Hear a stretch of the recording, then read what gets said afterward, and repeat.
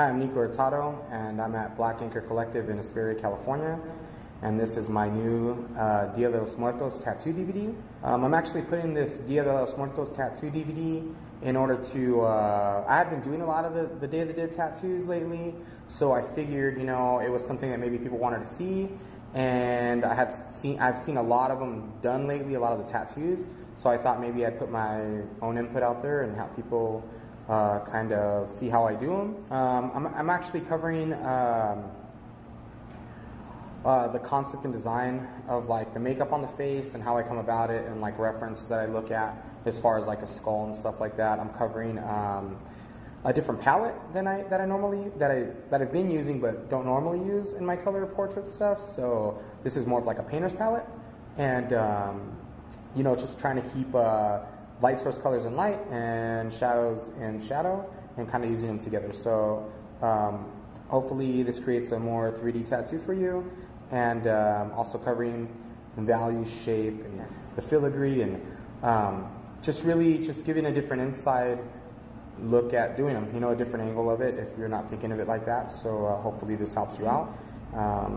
Let's go ahead and get started.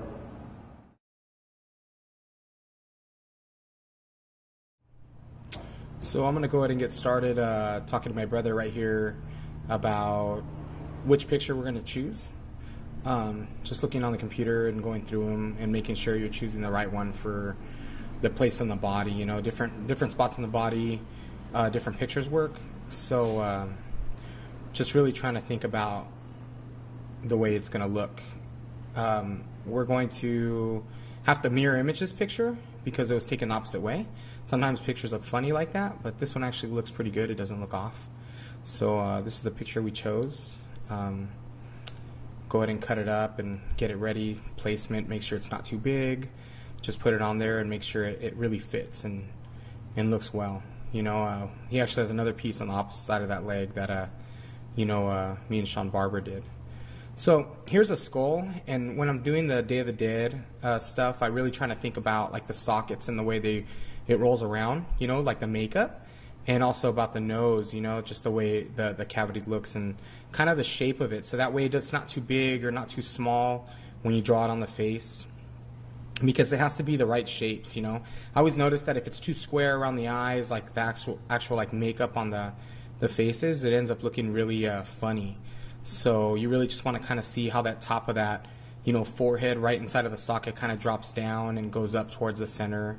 And then as far as like, you know, on the bottom, really thinking about the cheekbones and stuff and how you can use like the filigree to make the cheekbones look right. So just trying to make it look the best it can. And you can kind of see where it's going to be. And so I'm going to go ahead and get started in drawing on this and trying to get that shape. You know, I usually like to use the eyebrows because, you know, it goes up right there. I know eyebrows usually go up on the outside, but I usually drop them in just to roll around more of the socket shape, the skull shape, just to make them look a little bit, just more like the skull. So we're going to go ahead and just draw these in and see what it looks like. So you're really paying attention underneath the eye right there and kind of thinking about where the socket would be and how deep it would be, and just making sure it looks right. This is a real tricky part when you get to the tattooing part, because your value has to be right. I mean, I see a lot of these done, and the value is off sometimes inside the sockets, because it's really hard to think about, you know, having to change the color and the value of inside of that area, you know, especially with the eyes having to be so important.